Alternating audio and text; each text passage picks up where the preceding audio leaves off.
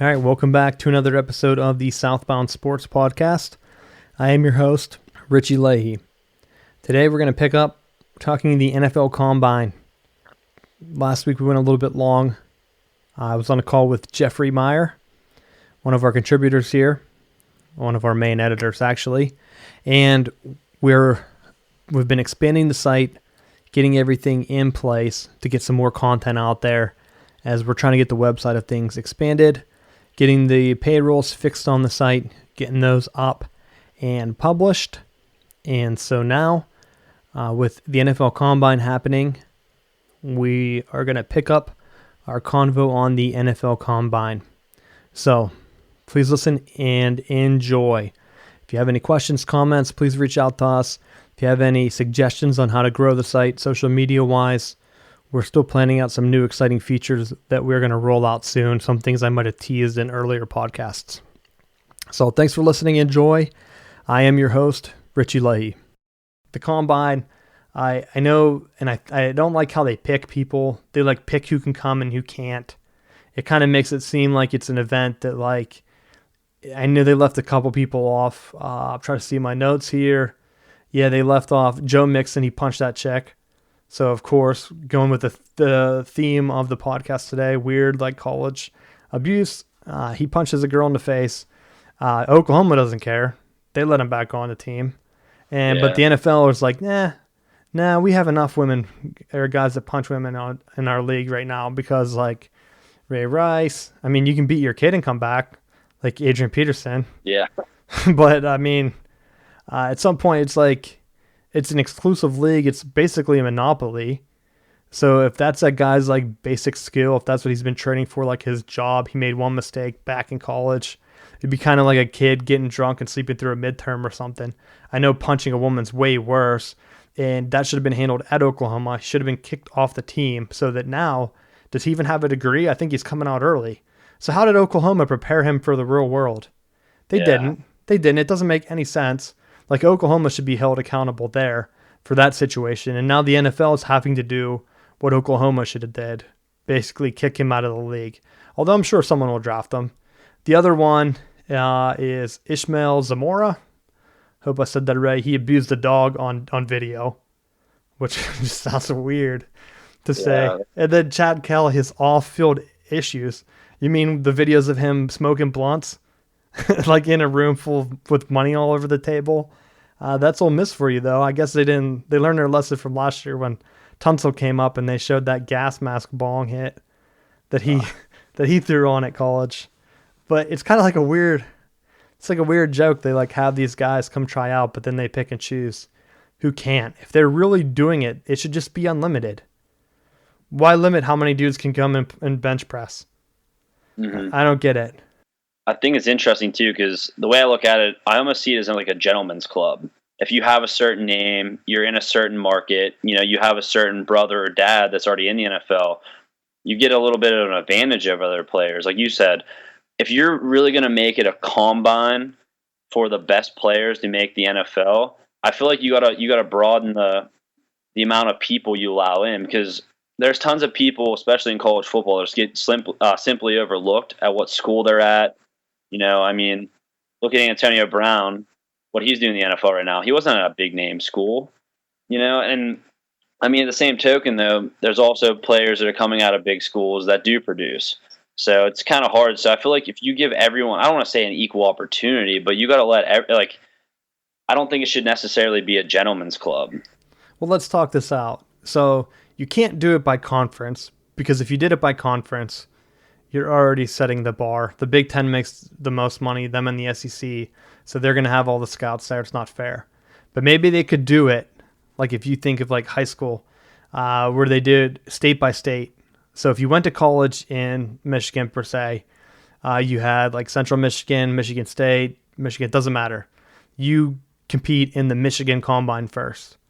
And they should have it open, and they should all be on the same day, kind of like the Thursday game of the NCAA basketball tournament where everyone's playing and you're flipping channels because that state sucks. So I'm going to go over and I'm going to go check out Pennsylvania.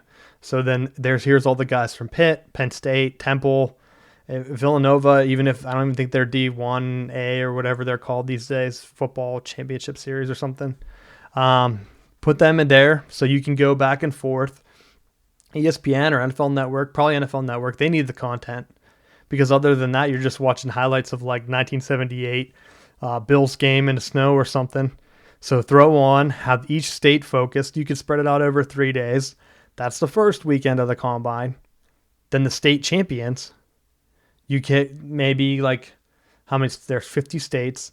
So you take the top at each position, or you can do it based on, well, I don't even know what the events are these days. The 40-yard dash, you take the fastest guy. He moves on. And then those are the guys at the NFL draft, which I don't know what all they test. 40-yard dash, bench press, some other weird things like jumping, because you jump all the time in the NFL. I see the guys just running. They're just jumping for no reason because they practiced it at the Combine. But I'm sure they'd have about 300 guys that would make it through the first round. But that way it would be open. And a guy like Charles Johnson, he went to East Carolina. He runs a blazing speed. He wins the North Carolina regional or state championship, Combine championship. And then he moves on. And then they could open it up too. And if they're doing that, you can have like the Canadian Football League. They might come down and scout certain states. Maybe is arena football still a thing? They might be bankrupt by now, but they might have scouts there picking up guys that aren't going to make it. So it's kind of like a high school recruiting, one of those camps Harbaugh set up, where all the guys just show up and then you can get scouted. That's what they should do if they're trying to make it to be the best for the NFL. Because right now, you're right, it is like a special club.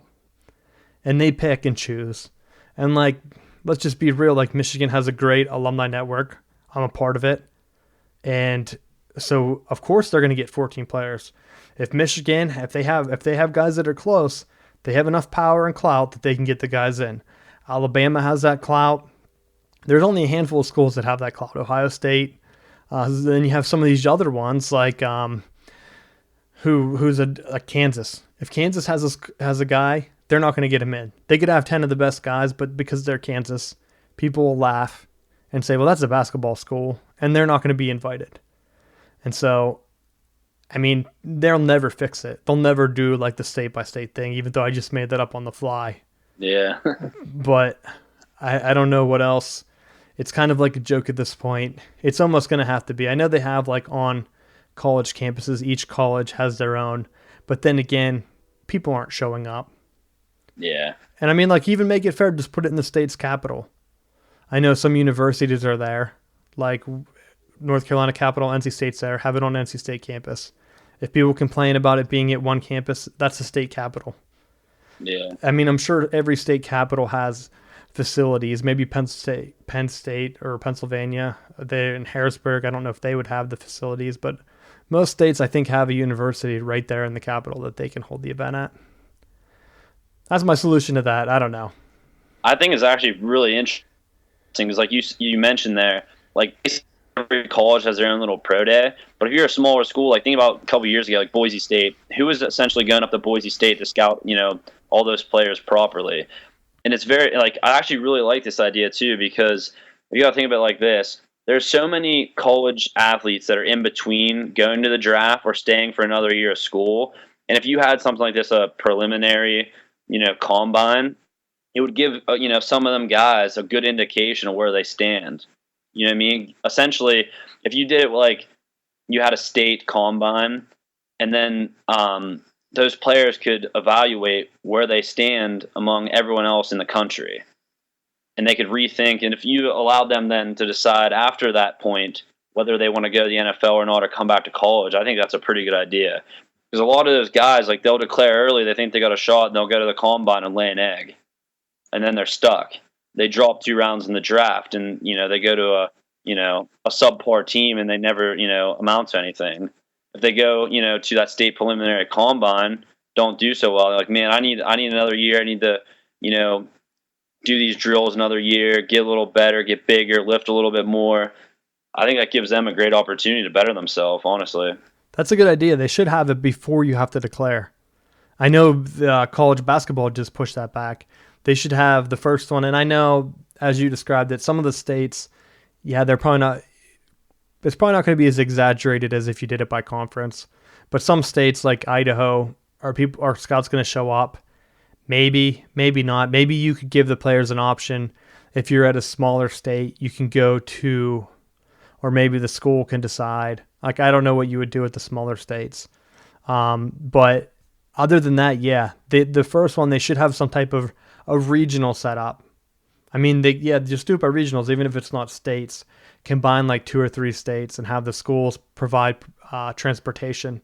Say, hey, you have to make sure you get your guys a ride, and then that way they can make it. And then it would be a much better thing, and then people would know. And the bigger you make it, if you do it regional wise, say you have like a Midwest one in Des Moines or something where like people from Idaho can go meet in Iowa and like Kansas can go up, or even Kansas City or something. Pick a bigger city, and you're a younger guy and you're going up and you're like, holy crap, I thought I was the best on our team.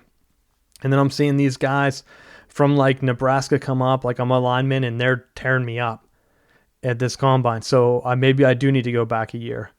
Or like like I said about Jabril, he finds out that they're measuring him at linebacker, and he's now rated out of the top 5. He was top 5 going into bowl season.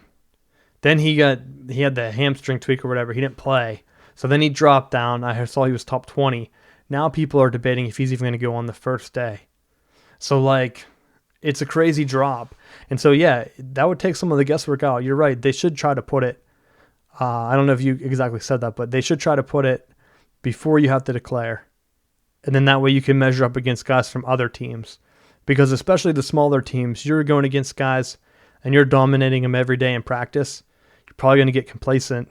You go up to a big combine and get tore up, and you're a sophomore or a junior, redshirt sophomore or junior, and you're like, man, I guess I do need to come back. And they can give some feedback. Scouts give them feedback, then they make their decision. Yeah. And also, like you added about Tunsil last year, how he dropped. I mean, that was a freak, incident. That was draft day. But if someone has, an off-the-field issue in January or February, even then, if they, can declare after that regional combine, that gives them another chance, essentially bring their image back, go back to, their respective school and better themselves for another year. And then maybe, increase their draft stock, because at the end of the day, like Tunsil last year, when you drop 10, 20, maybe even out of, like you're saying, Jabril might, drop out of the first round. That's millions of dollars you're talking about. So it's one of those things right now. It's high risk, high reward for, for many college athletes. So maybe take some of that risk out if you do something like this, Yeah, and I can even tie it back into like the Joe Mixon thing. Oklahoma gave him a second chance because they wanted him on the football team. Now I'm pretty sure he's coming out early. I could be wrong, but he's leaving early. He doesn't have his degree. So if he finds out he's not invited to the combine, what does he do?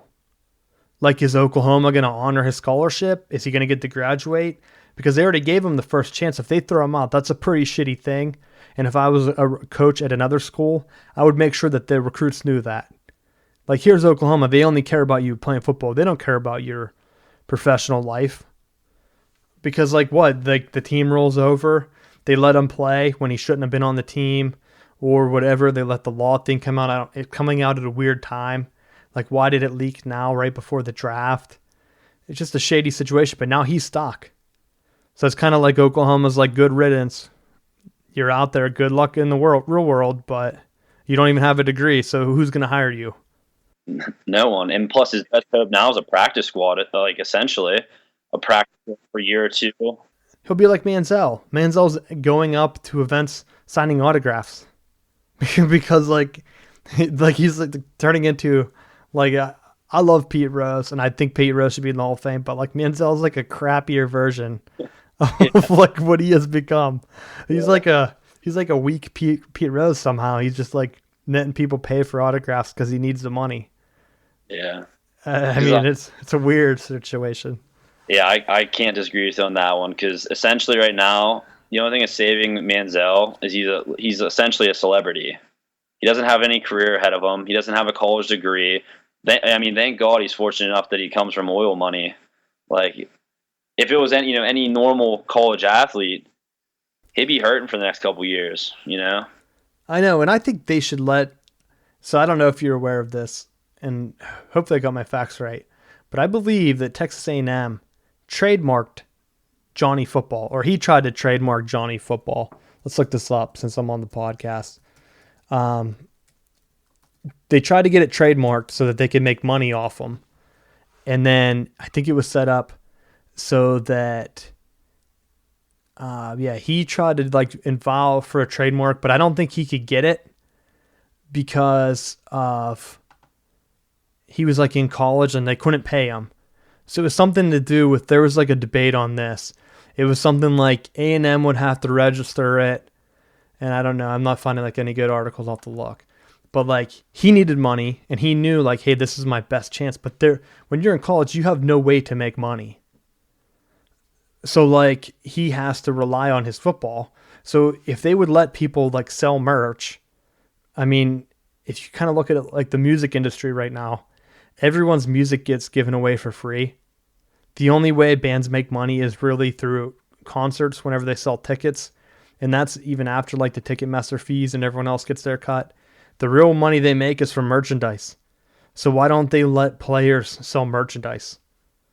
And then that goes into like a slush fund. And if they can't use it during school, they can't use it during school or whatever. But I think that's what they should do. They shouldn't pay players flat out money because you already get a stipend. You played football. You know that they give you lunch money or whatever. Like, so any of those guys that saying they're starving, I played D3 baseball and I got like $100 a day to get like through my meals and whatever. And you know who buys $100 worth of meals a day? Like no college kid does that. So you have money. So anyone that says that they don't is full of shit or they don't play any college sports. So that's the way I look at that. But if you're going to be good enough where you're one of the ones that are going to be hurt by not being able to monopolize your talents or whatever, and then you get hurt. I think of Marcus Lattimore. He blew his knee out at South Carolina. He was going to be a great running back. I actually thought he was going to make it in the NFL, but he just couldn't get past a knee injury. And now the NCAA rules that he can't even help them coach. So like, what's he really going to do? He has to go get his degree or whatever. So I think that they should let people put a slush fund together based on what merchandise they sell. Even if they have to sell their autographs or whatever, do it in a controlled environment where it goes through the school store. And then that money goes into a fund. And whenever you get your diploma, you get it. And then, I mean, I guess if you never graduate, it goes into the endowment fund for the school, or it goes into, I don't know, some charity or something. But like, then you have the opportunity now because schools are giving out these lifetime scholarships, which is why I don't know if Mixon got his before they started doing that or not. But now if you commit to a school, you have your whole life to go back and get your degree. I think Cam Newton, he's always on Auburn's campus. He's still working towards his degree if he hasn't got it by now. But then like, hey, Cam Newton, he's in the NFL. He doesn't have time. But whenever he retires from the NFL, he wants to go back and finish his degree. And then boom, hey, here's your slush fund from all your Heisman gear we've been selling over the years. That could be a pretty hefty retirement paycheck. Yeah, or, set up, their career, when they done playing football, something to get them started, get an apartment, maybe relocate somewhere to get a better job or something like that. But you brought up a lot of interesting points there. I think there should be some kind of slush fund kind of thing for them after they're done playing, because from my experience, there's a lot of kids, like you said, they weren't hurting to eat. They had stipends, they had Pell Grants, they had different opportunities. But some of the the student athletes that came from bad areas or, pretty bad financial situations, family situations they're in. The problem is they didn't have anyone to tell them how to budget that money. Like, I would witness kids just go out and just buy clothes and sneakers. The next thing you know, it's, 2 months into a semester and they don't have any money left. Because no one taught them how to be, financially responsible. And not, that's a whole different, topic, but there's definitely money there for the students. They aren't going starving, but I think that with, the academic advisors some of these D1 schools have, they should honestly have, I don't want to call them life coaches, but someone who, is paid by the university to teach them how to live on their own, maybe budget some money, you know what I mean? Because, like, at the end of the day, like, some of these kids just, didn't necessarily have great childhoods and didn't get any real fatherly or family advice on how to budget money or live off a certain amount of money. And I think that's a huge problem with college athletes, especially some of the, the guys that are stars, because they're looking for, looking towards, going to the NFL, and they're like, well, a couple years from now, I'm gonna have enough money to get whatever I want. And I mean, that's a whole different topic, with the NBA, different people going to, NBA and essentially being broke after 2 years after they retire. I'm not really sure what you think about that. No, I think that's on the right track. And even going into like the NBA, let these players sign shoe deals. I mean, they let them do it overseas in like soccer countries. There's like some like young kid just signed to Adidas or Under Armour or something stupid because they were like trying to invest in them. Let them invest in these guys. Like, hey, I mean, they're already wearing the shoes anyway. Let them get some custom ones out. Selling the merch should be give the school a cut. I mean, if they're going to sell at the school store regardless, you could even do 50-50. I mean, some of the guys, like, if you think like when Cam Newton was there, I'm pretty sure that was the only jersey they were selling. So it's going to be lopsided no matter how you do it. Yeah. And that's why I think you shouldn't just pay flat out. Because if you're paying everyone, it's not fair. I mean, pretty soon you're going to be subsidizing other sports. Then they're going to be mad. Like, hey, why didn't I get my $8,000? Well, then here, this is what happens. You get your full ride because you can't lose that. And the ones that say that they can't eat, I just think of that UConn guy who said that he was starving some nights. What were you doing? Because they give you an all-you-can-eat buffet. Like, every day. Breakfast, lunch, it's all, you have it all. Yeah, so like he meal provided to you. That's why, like you said about the life coach, that's what they need. They need someone that's like, hey, what the hell are you doing? Oh, I was out with my girlfriend. Probably what he was doing. Going out and trying to like meet girls or something. And then, hey, well, why didn't you go eat? Oh, well, it's 2 a.m. I just got back from party and now I'm hungry. I can't eat. I'm starving. Well, budget. Like, you can even take stuff from the cafeteria, at least where I was. I'm pretty sure other schools are even more lax. You can just walk right out. So you go right out, take your food, do whatever you need to do. You still get your budget stipend too whenever you're like training and doing trips. Because if you miss a meal, they have to pay for it. Yeah. So like if you like, let's say, because he can't say he didn't practice or the cafeteria closed by the time practice was over, because that's like an NCAA violation, and then the school has to pay for that meal. So then at the end of practice, because I've been at practices where they've run over, NCAA steps in, they give you your meal stipend, whatever, and then coach gets reprimanded or whatever else happens. But then it's usually like self-reported or whatever to the NCAA, and then the school gets like a slap on the wrist. But basically, they still have to pay, so you still get a voucher or like $20, $15, whatever the meal replacement value is set by the NCAA. So I mean, you still get paid, and you could still go eat, unless he's like only like I'm only eating if it's lobster or crab legs. Then he could definitely afford to eat. Yeah, hey, that's a really good point. But I actually think it's interesting was like my freshman year at Pitt, or I guess my whole college career at Pitt, you actually weren't allowed to take food out of the cafeteria. I don't know what it was at Pitt. It was a rule you couldn't. But so, I mean, I'm not trying to make excuses for some of these kids, because trust me, like when I was on the team, we had breakfast and lunch provided every single day. And it wasn't, I don't know how to like describe this, but the food we were getting was high quality food. It was enough to essentially be your meal for the day, especially at lunch. So I think it's kind of bogus, like you're saying about some of these kids saying like, don't have enough money to eat. But I also wanted to get into, I thought it was interesting you were saying there, like with certain players, like making it, a certain amount of pay across the board, because you're right, that opens up a whole different can of worms. Because if you start doing that, then every sport, not only football, not only basketball, not your big money sports, everyone has to get that money.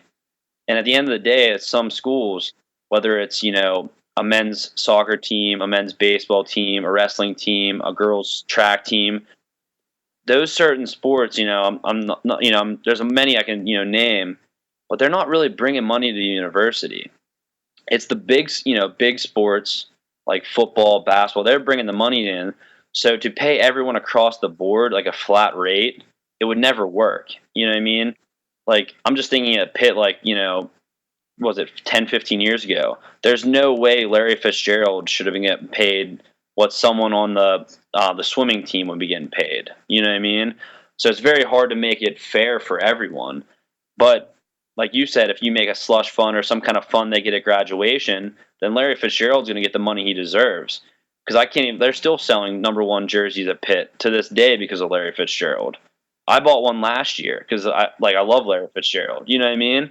It's really hard to, you know, put certain athletes in different sports on the same playing field as far as like paying them or compensating them. All right. Well, yeah, I say let's end with that because we're going kind of long, and this will probably end up being 2 episodes. But going along with what you just said, here at Southbound Sports, we're actually starting to break into some research on college revenues by sports. I found the government website that lists everything out. And so I've been working on building out a database.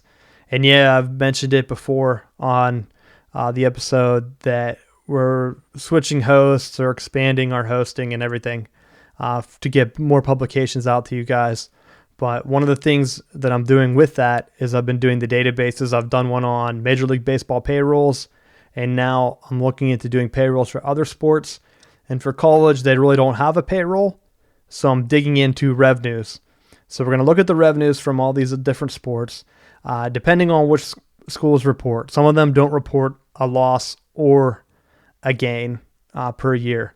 But I'm going to try to build a database that has all the sports out there. It's very hidden information. And it's whatever the sports and the schools, what they report to the government. And I think it goes back to 2003 maybe off the top of my head. So that's what you can look for in the future from Southbound Sports. My goal is it won't take me long to build the database, but with our new site and stuff, I'm not really sure as we're expanding how that's going to be. I want to make sure that it's portrayed well and it's interactive and useful to people who are looking it out. But we'll be focusing on that, and we'll probably do some videos breaking down that content because it'll probably be a little bit easier to see visually. But I'll be keeping you guys up to date on the podcast itself as we dig into that.